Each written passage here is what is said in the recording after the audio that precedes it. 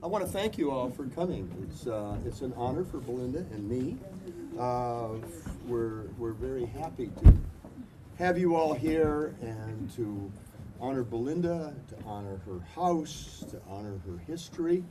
And if you want to know some of that history, check out those articles in the Monterey Herald by our wonderful Lisa Watson from Monday a week ago. They actually eliminated the local section of the Herald pamphlet and put Belinda on the front page with both of the articles, and they're quite thorough. And beyond that, I would like to introduce Joanna, our author of the evening. And she's going to do a reading. Excellent. Yes. Is that true? That is true. I'm going to start with a reading, and after I do the reading, I'm going to have a wonderful author come up who's standing here somewhere, who wrote the great book that most of you probably read who live here, and that is The Honey Bus, and her name is Meredith May. And she's very smart, and she's going to ask me questions. Okay. We're off. We're on. Okay. I think I'm going to sit down. Yes, I'm going to sit down. Oh, wait, I'm supposed to thank people. Okay. My publicist who's on, God, there I am. I'm sorry, I just saw myself here. You can wave at them. All your life, you've been looking. Hi, guys. Got family on there. Okay. So to my publicist, Caitlin Hamilton, Summy, I want to just, thanks. Okay. Lisa C. Watson, who put these great articles in Monterey Weekly, so everyone knows my life. And Belinda's. And such a great story you wrote. Really good. And Sally, oh God, is it Aberg or Aberg? Aberg. Thank you. Sally Aberg from Carmel Art Association, who's just been an incredible support for me, and a wonderful person. Paul and Cynthia, over there at Pilgrim's Way, selling books. Please feel free to help yourself. Go out and buy, don't help yourself. And my dearest Belinda, who I wouldn't be here without her.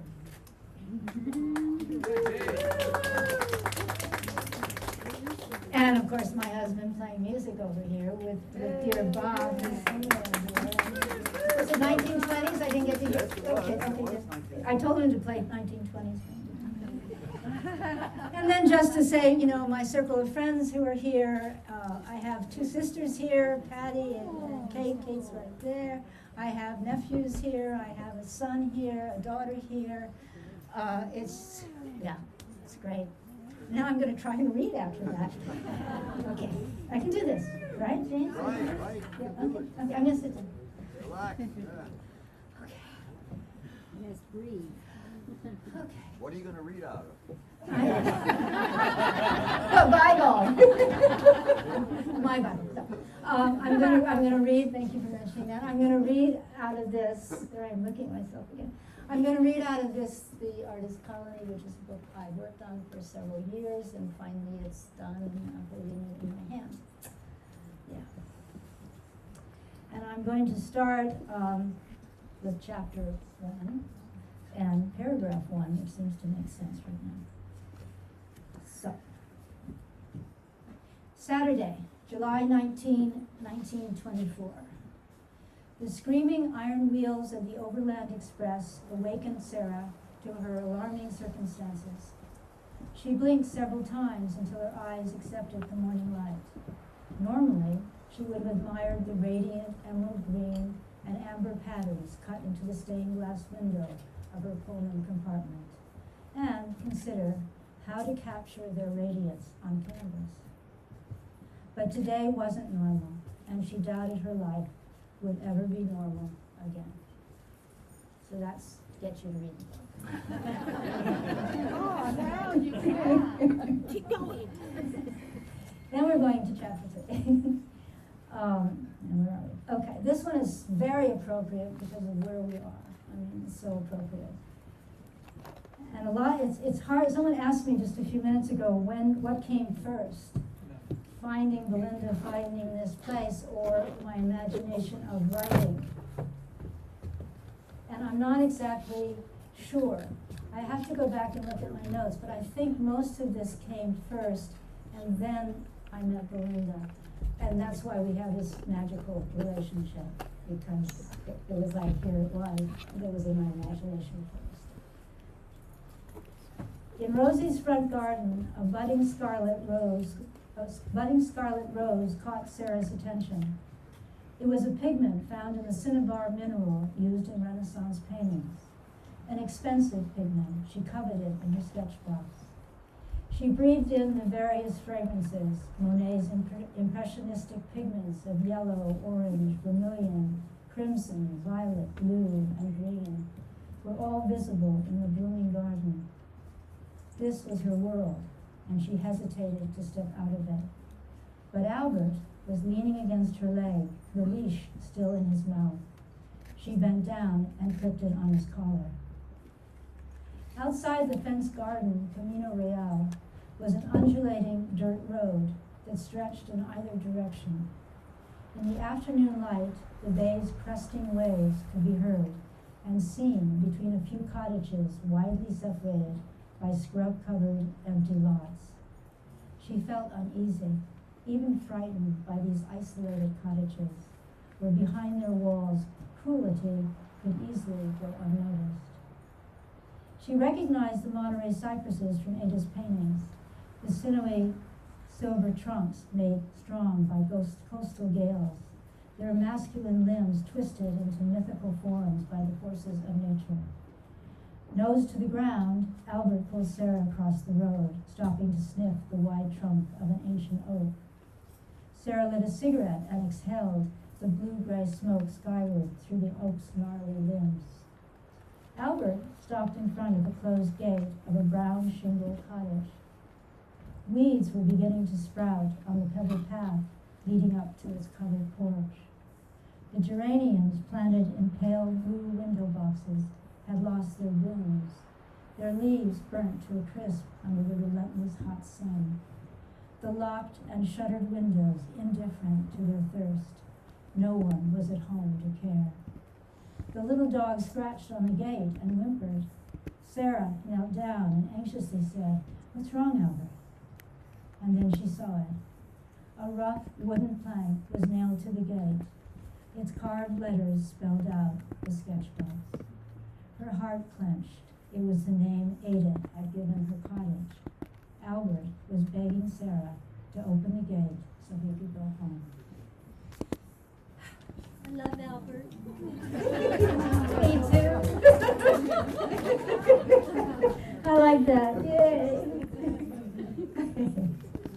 So we stay with Albert, because you like Albert, I'm going to stay with Albert. So they have come out and now they're going to walk down to the beach. Of course, I'm reading you just short excerpts from the beginning because I don't want to give anything away. Albert tilted his head and gazed curiously up at her as if, excuse me, I didn't start with your eyes. Okay, yes I did. Albert tilted his head and gazed curiously up at her as if to say, "Why are we stopping here? I want to run on the beach." Sarah freed him from his leash and he scampered down the sand dune. She contemplated the steep drop and decided to take the rope handrail that led down through the sunbathers to the water's edge. As she dipped her feet in the water, a hefty wave took her by surprise and splashed water on her skirt. She laughed, pulled the skirt above her knees, and pedaled backward like the children dancing and laughing around her. As children, she and Ada had often played like this on Lake Michigan. Ada had taught her to swim, if throwing her into the water and letting her fend for herself was teaching. If not a swimming lesson, it was certainly a lesson on survival. But now Sarah shrank back from the waves, afraid of the strong current that had dragged Ada underwater. She walked southward along the shore, throwing a stick to Albert, who happily retrieved it over and over again. Eventually, a granite promontory, half buried under the incoming tide, blocked their progress. Another Ada painting, she thought. Being in Carmel was like walking through an exhibition of Ada's work. They turned back.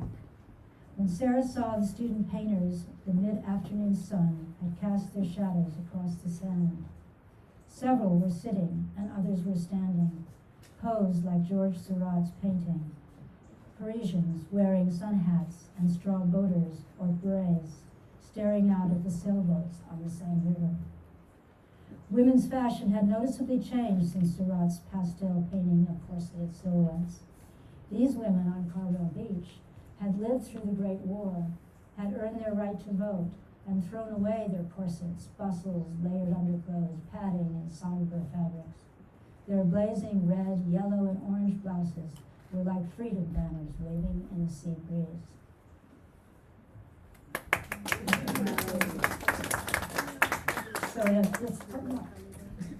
So this is incredibly appropriate. I hope you all have an opportunity to go into the studio and see Belinda's studio. Just a brief history, which you might have already read about, is that there's been 3 generations of artists living here. And my great aunt, Ada Bill Champlin, built the studio and lived here. And it was in 1926, and it was built by the famous architect, Murphy, whose hardware store is still around. And so for me to, I'll do this in the end of the day. But anyway, so that's what's incredible and has brought the two of us together, because through my research, I found Belinda and I found the studio. And since then, it's been magic. So here's the appropriate for that.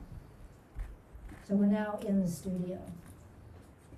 She is just about to move into the studio. It's her first time coming into Ada's house after her sister has passed away. The odor of linseed oil, turpentine, and cobalt chloride escaped from the studio and tickled her nose when she stepped inside. Slanted rays of the morning sun drifted through a skylight and illuminated the landscapes that were hanging from the white plastered walls. Sarah's eyes crossed the paint-splattered wooden floor to a grand window framed in the northern wall. A window as important to a painter as pen and paper is to a writer. Its mellow light cast a soft glow over the canvases propped against the other walls. The studio was an immense space with a large storage loft at one end. And even though Ada had described it in detail, Sarah was still impressed. No wonder Ada couldn't wait to show it to her. Few artists ever had a studio of these proportions. In Paris, she was cramped in a communal studio where the students had to share splinters of light coming through one window. "This is simply glorious," she whispered, arching her back to look up through the blue sky framed in the skylight. Her eyes followed the stream of dust motes down onto a large canvas propped on an easel. She wondered if it was something Ada was working on before she died, and walked over to it. She recoiled. It was not Ada's work. Thick brushstrokes of oily ebony paint had created monstrous waves that seemed to be flailing down on a narrow strip of beach. The blood-red sky above the waves was like the underworld of Dante's Inferno. She touched the crest of a foamy black wave. The wet oil stained her finger and sent chills down her back. The canvas had been recently painted.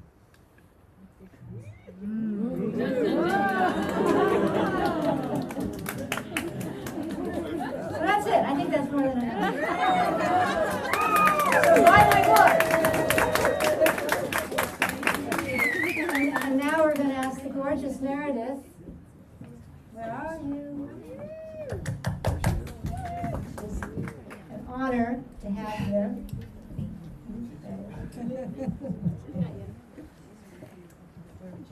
I think you can do that. Do I need to be turned on?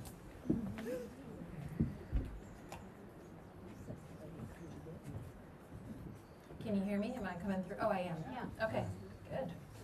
So Isn't this fun? I'm I mean, going look to at ask these questions. Yeah, this looks like I find it absolutely amazing that we can sit here and you can all hear us. So, like, having read the book, it's so amazing to be here, to see the sketch box and how it matched what I had in my mind. And I was envisioning something like a pastel pink on the road, right, and scenic, facing the water. So I was like, wow, this is great. I wanted to first ask you, like this story is about your great aunt, Yes. Ada. There we go. So that would be kind of wild, researching your relative that you don't know, and I'm wondering if you found any similarities between her and you, or what you discovered by. Well, this is a great question, because there's been a bit of confusion about Ada Bell Champlin. Ada Bell Champlin is my great aunt, was my great aunt, but she is only in the book in name, because I happen to love the name Ada Bell. But through the history of researching Ada Bell Champlin, this is how I discovered this is where we are today. So she has this huge influence on me being here, because it was through finding her home that I found Belinda and the story. But I know nothing about Ada Bell Champlin. My sisters might, I don't know. But I, only through the research I did, and knowing that she was at the Aritst Colony, she was a big influence to the Carmel Art Association. She was a founding member. But on top of that, she was at the first meeting, and she was the one that encouraged them to start the Carmel Art Association. So I could say, I like that. I like that she comes from that, and then I feel I come from that kind of spirit to make things happen. And I have a little tiny picture of her and a picture of 6 other people that I've blown up. I hardly even know what she looks like. But her painting of Carmel Valley, which has been with me for many years, I was always looking at it. And so when we moved here from New York, I wanted to find out about her life, and that's how all this started. Can you describe that painting you have? Oh la la. Do tell. Did I put it in the book? It's in the book. Well, I don't think people have read your book yet. It's your book birthday, isn't it? Oh la la. I could do it really quick. Yeah? Yeah, there you go. Another reading. Yeah. Talk to. If I hadn't inherited a landscape painting by my great aunt, Ada Bell Champlin, and if I hadn't moved to Carmel Valley, California, because of that wondrous landscape, I would still be in Manhattan, and I would have written a different story. So yes, let's see, I hung it over the stone. I wondered where in Carmel she had stood to paint the country road bordered by a row of eucalyptus trees in a golden pasture, lit by a blue sky, brushed lightly with clouds like white powder puffs. In the background, a range of mountains rise in purple splendor. So I can see it. I can see it. And your book it's so great on so many levels, and what I really love is how it brought me a better understanding of how Carmel started. And I had no idea that it was a place where women could go and paint freely. I had always heard about the men who started Carmel. So I'm wondering where you went to do your research, because you had so many specifics. And where did you go? What did you find? What was your most exciting little tidbit you found to get specific about 20s Carmel? I went down a rabbit hole.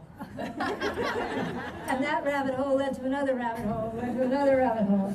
I spent a lot of time on it. I love research. I sometimes think if I wasn't a fiction writer, I would be a historian. So it was going into, Carmel-by-the-Sea has an extraordinary record of their history. And there's still so many buildings here from that time. So in this little town, there's an historical library. So I spent a lot of hours in there.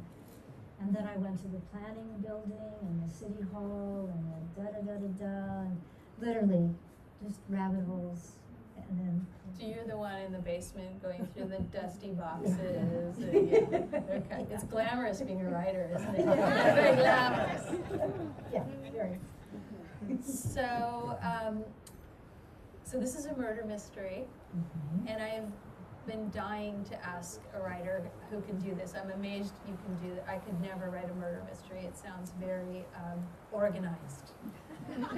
So how do you like know the whole story and all the clues? Do you like have it all like on a board, or does it kind of she doesn't. come like more organically? Because I feel like I knew who the killer was, and then I knew who you were trying to make me think it was. You mean there's a killer? And I thought it was a suicide.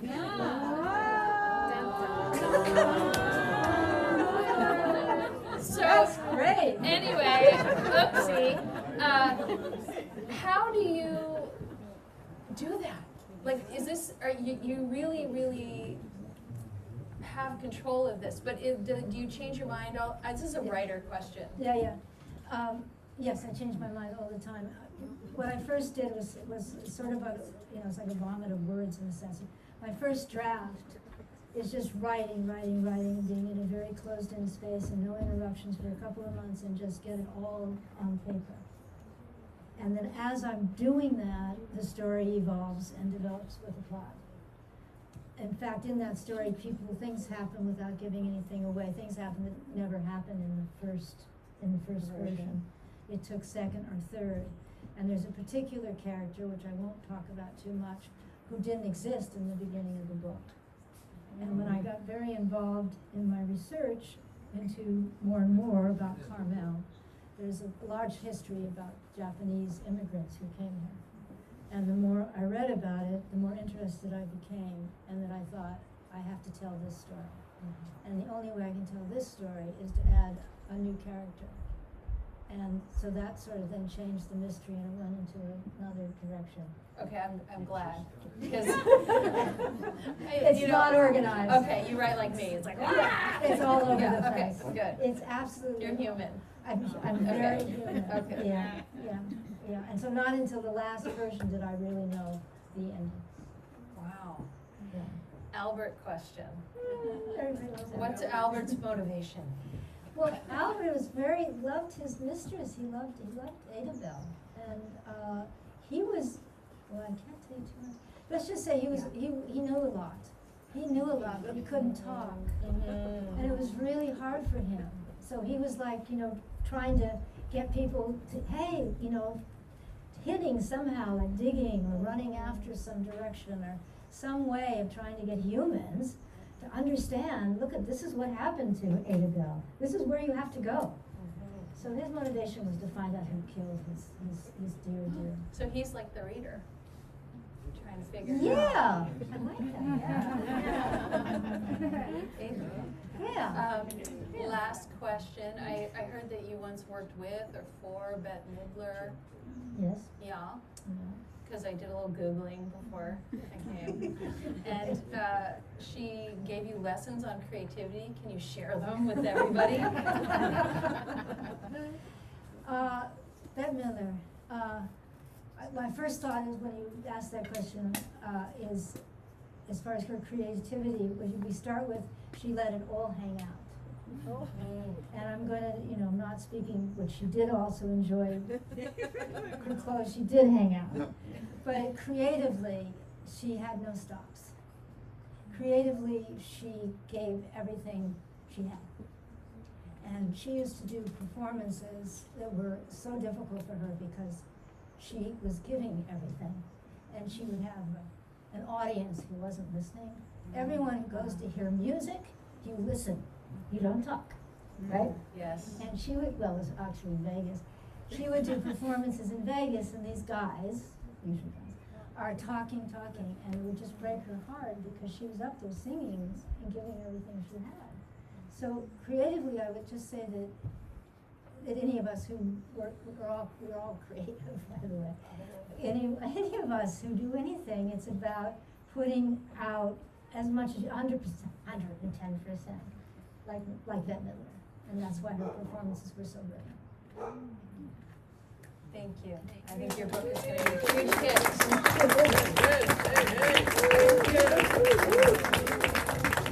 Okay, eat and drink, more music, and thank you again, everyone. Did you want to ask ask them if they had any questions or. Oh, right, I'm sorry, I forgot. Does anybody have a question? Tell the Zoom people to ask their questions in the chat. Okay, this is my sister Kate, by the way. Older sister. And anybody in the audience Zoom wants to ask a question, please feel free to. In the chat. In the chat. Hi, Tom. Yeah, I'm sorry. Rosie Irish or Scottish? Rosie's Irish. Okay, but she drinks a Scottish drink, so I was controlled by that. This is my sister, is that right? My older sister. Yeah, no, that's okay. My brother told me I got the name of an airplane wrong. Oh, yeah. It happens. Yeah, it's in the family. Yeah. Is there another question? Yes, hi.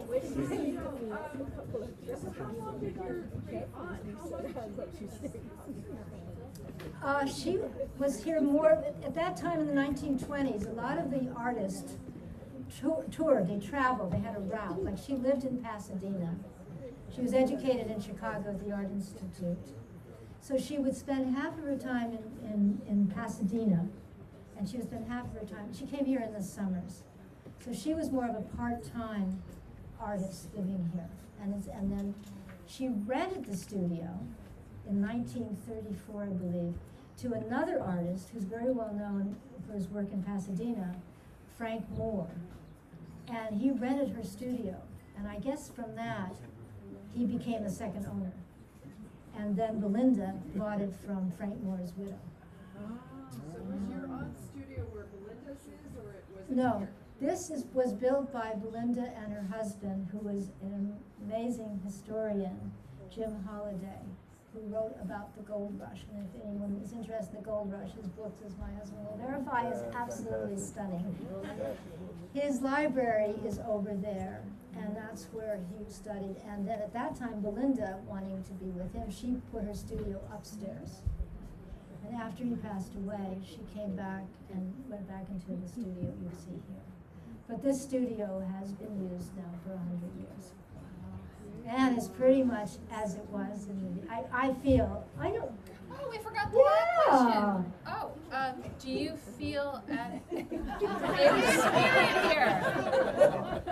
By any chance? yeah, I most certainly feel Ada's spirit here. She's here right now.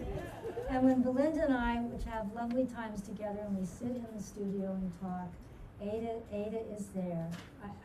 She's there. And it's so special from the moment I first came here, and I think of it as mystical. I mean, from the first time I came here, and every time I come back to visit Belinda, we feel this amazing connection, and it's just so special. Okay, that's it. Right? Made everyone cry. Good job. Is there any questions I have to do from that? Or Yes. So will you be doing a sequel with Ada Bell's sister, who was also a painter? So repeat the question, I guess. I repeat the question? Yeah. I what? Repeat that question. Will there be a sequel with Ada Bell's sister, who was also a painter? I have no idea. Like we were just speaking of, as a writer, I can't wait to approach the blank page again. And I have absolutely no idea what's going on that blank page. But I do miss Albert, and I do miss Sarah, and sometimes I'd like to write about them again. These are Zoom questions coming in. You have someone showing you a painting, Jackie and Peter, who asked that question there. Okay, Jackie and Peter are my sister's brother or son. You see that there? Yep. And so that, is he saying that's an Ada Bell painting? Whose painting is that, Peter? The sister's painting that we see. Annabelle's sister. Oh, Adabelle's sister. Hallie. Hallie Finn. Okay. Her sister was a landscape painter. I see where this question is coming from. No, I would never write about Hallie. I got now where you're going. You're going into family. Okay, no, I'm never going to write about Hallie. So who was that from? That's from Peter Pillsbury. Family again. Who's the painter? who died mysteriously in a hotel room. I mean, it would be a great story. Oh, wow, there you go.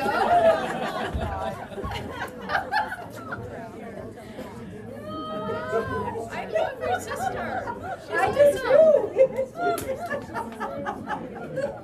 He says thumbs up.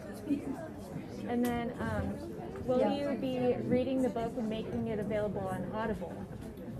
I would really like to do that, and I would like to do the Audible myself, and I just haven't had time to consider that. But yes, I do want to do an Audible. Okay, that's it. That's it? Yeah. Thanks everybody on Zoom for coming. I love you.